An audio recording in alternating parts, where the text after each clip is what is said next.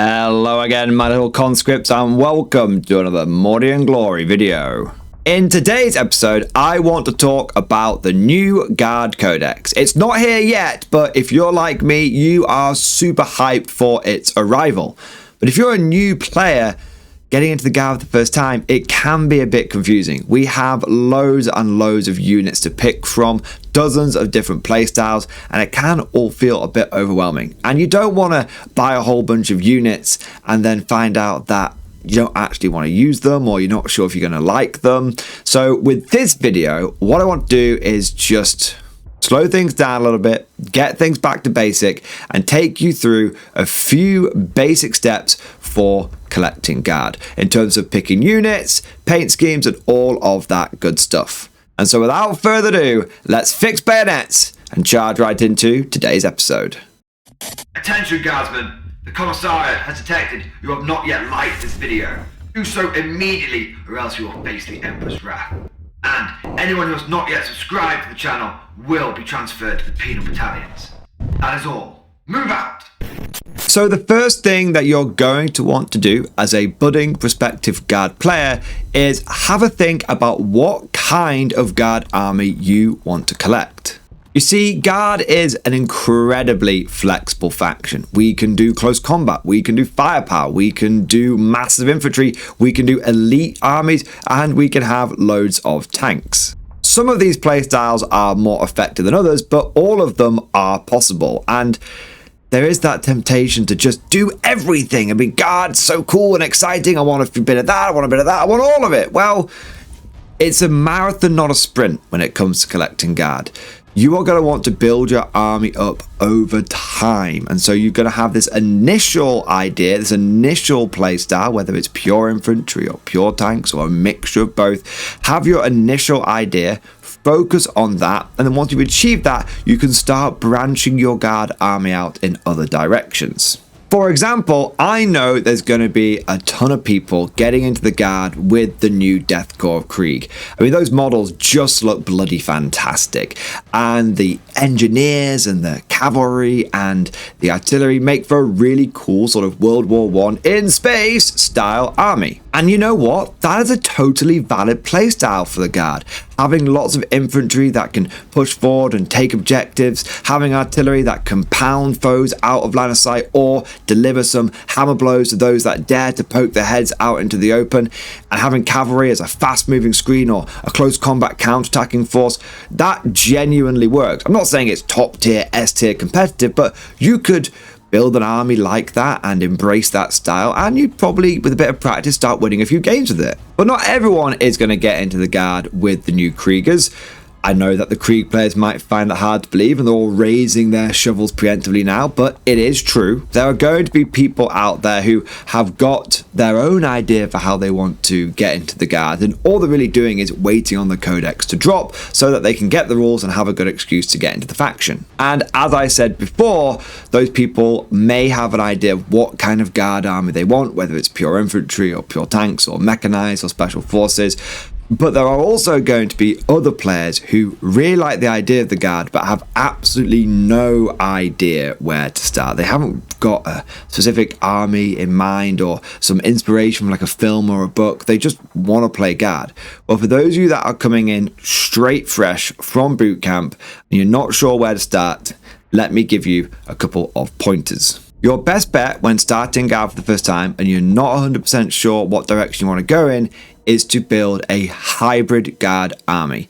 This is where we take a mixture of different units, tanks and infantry and others, and we build a combined arms force. This gives us lots of different tools in the toolbox, and it allows us to explore many different aspects of the Guard. And after building a bit of a hybrid Guard force, you may find that you like hybrid and you stick with that, or you may find that you prefer a certain aspect.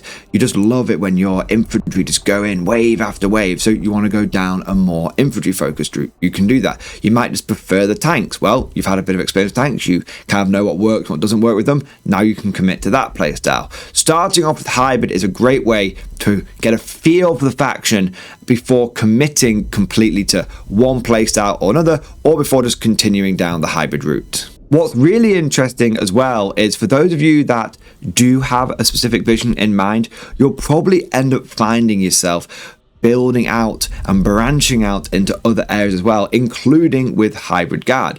When I first got back into my guard around sort of 6th and 7th edition after a few years break, I went with pure infantry. I really wanted pure infantry, just waves after waves after waves. Now I've got a dozen Leman Russes, a dozen Chimeras, because I wanted to end up branching out and trying some of the other methods of warfare that the Guard has to offer. So like I said, have your vision. If you don't have a vision, try hybrid, but remember, it's a marathon, not a sprint. It's the first step on the road. You will inevitably end up getting other bits and bobs, and that's fine, but just don't worry about that yet. But I appreciate all of this is pretty high level, and some of you are just going to want me to tell you what units to buy. What is a good pick for a guard army? Well, of course, we don't 100% know yet because I don't have the Codex in hand at the time of recording this video, and we don't exactly know what rules are going to be good. But there are some staple units, there are some bread and butter units that have been good, or at the very least viable, throughout every single edition of this army. The first of those is the venerable Leman Russ battle tank. This is the go-to armored force of the Imperial Guard, and it's easy to see why. It's always been a tough beast, and it comes bristling with firepower. The Leman Russ is a pretty unsubtle tool. It's easy for you as a player to wrap your head around. Big tank go boom boom, enemy units get taken off the table. Of course, there are 7 or 8 variants of Leman Russ for you to choose from the humble battle cannon all the way up to the weird and wonderful executioner plasma cannon. And as a new player, you might struggle to know which one to pick. The good news is that the Leman Russ kit actually comes with the ability for you to get quite a few different turret options without having to commit to one. The current Leman Russ kit has 2 turrets in it. One of these allows you to build the Demolisher cannon, the Executioner plasma cannon, or the Punisher Gatling cannon. And the good news with this one is that you don't need to glue the gun in. It actually slots in, and whether you want to use a magnet, or I've actually just shoved a little bit of blue tack down it, you can actually just interchange between the different weapons without ever having to glue it in and commit to it. So you've got 3 options right there that you can play around with. The other Leman Russ turret that you get is a bit trickier.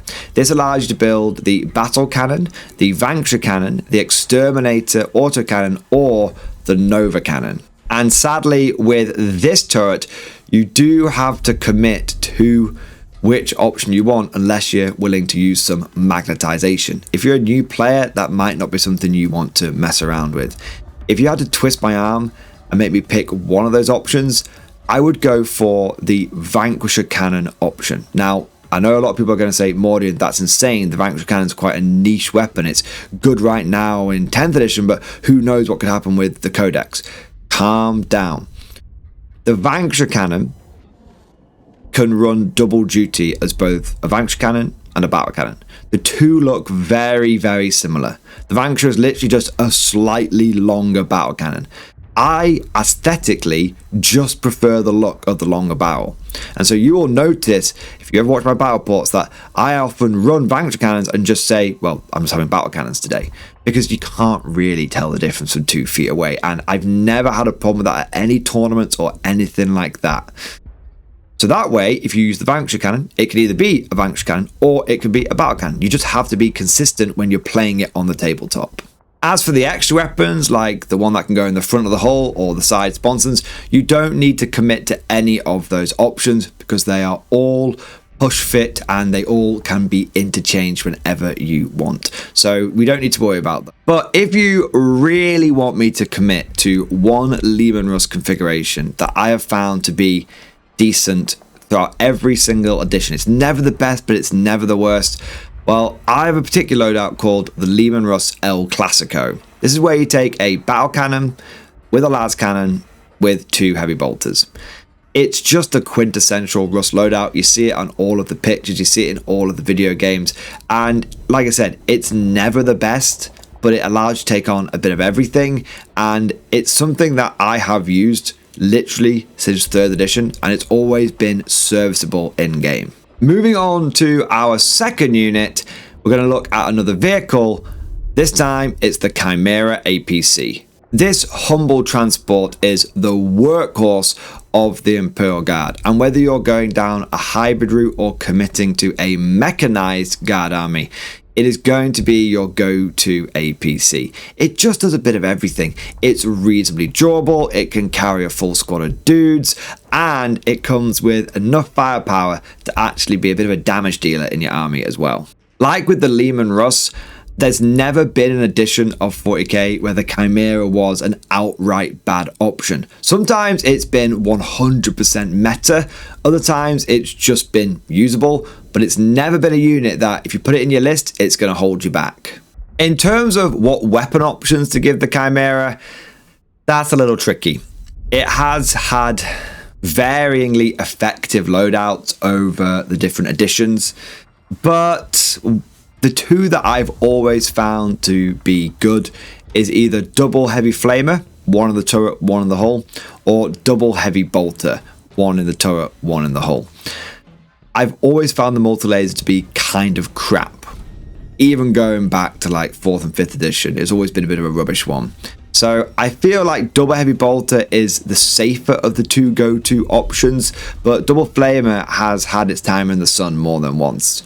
Whatever you do, I think it's best to try and commit to either one weapon or the other. Go for the ranged DAC with heavy bolters, or go for the close range Bernie of the flamers. Now, the last unit that I want to talk about is not a specific unit, but a kind of unit. Infantry. Whether it's muscle-bound Catachans or shovel-wielding Kriegers, the Guard is built on a foundation of infantry. Unlike factions like Space Marines, who can get away with 5 or 10 intercessors and then spend the rest of their stuff on elite infantry, you'll probably find in the Guard that you're going to want 40, 50, or even 60 line infantry models. And that's not for an infantry horde, that's just a good foundation to get under your belt. The reason infantry is so important is because they tend to be a very cost-effective way of either taking objectives or for slowing down and speed bumping enemy assault units.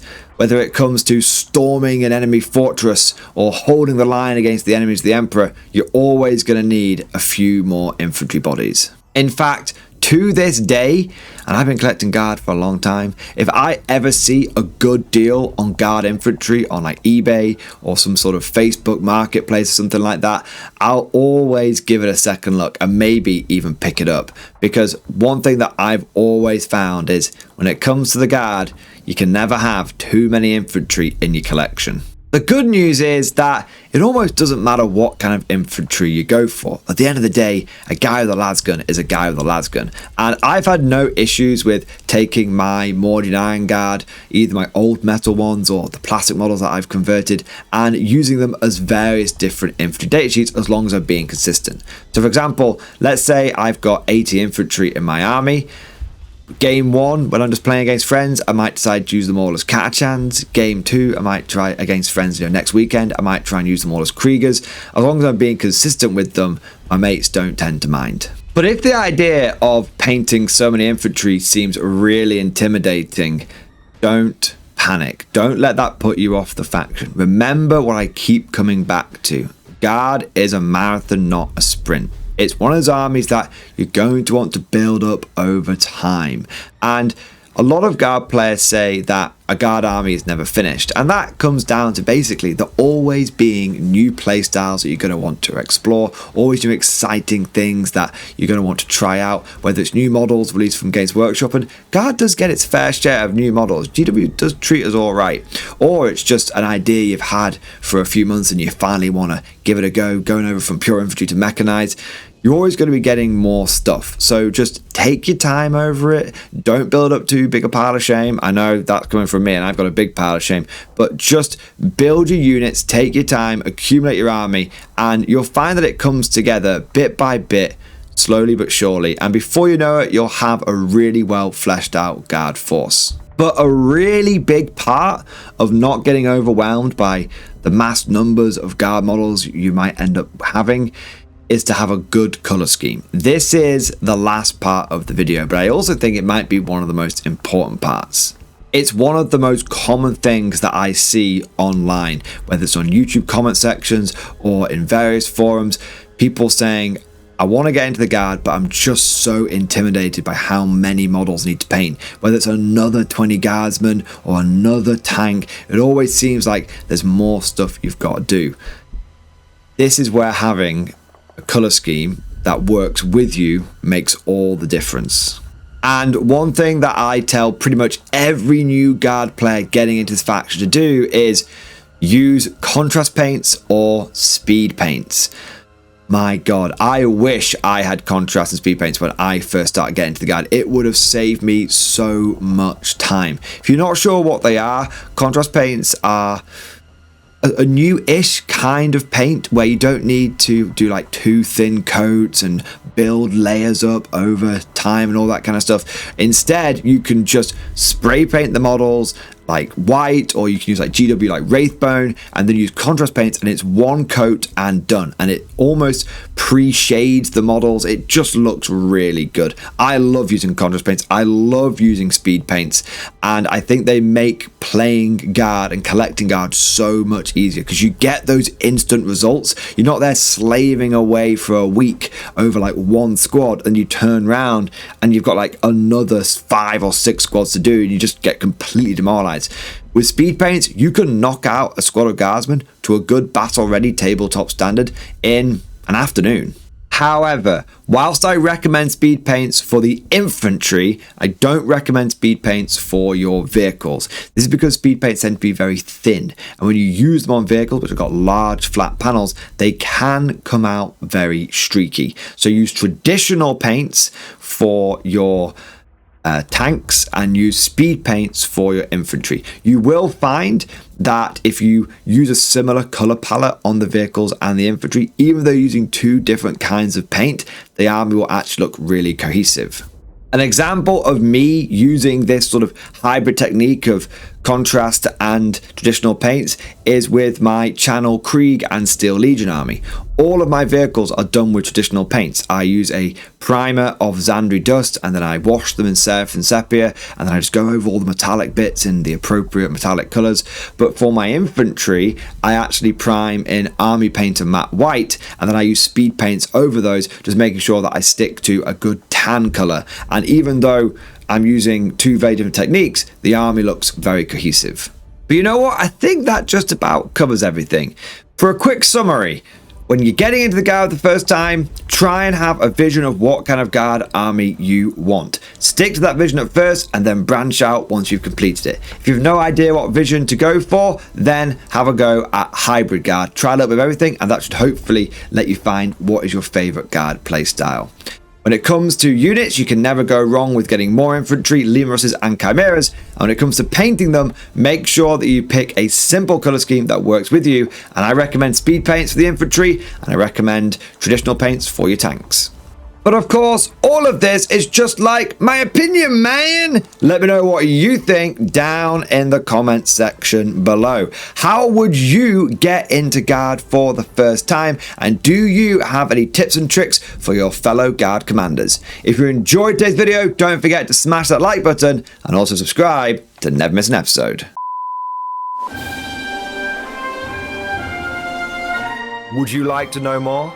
If so, then please consider becoming a channel member or patron. By supporting the channel, not only will you be doing your part, but you'll also be helping me create more content for your viewing pleasure and unlocking a whole host of perks. You get everything from a badge next to your name, custom emojis, but the big one is access to the Mordian Glory Discord server, an online community with almost 2,500 active members. It's always popping off in the MG Discord. We've got channels for army lists, hobbying, tactics, stories, and even a pretty spicy meme section as well. For all you greenhorns that wanted to see the Mordian glory hole, today is your lucky day.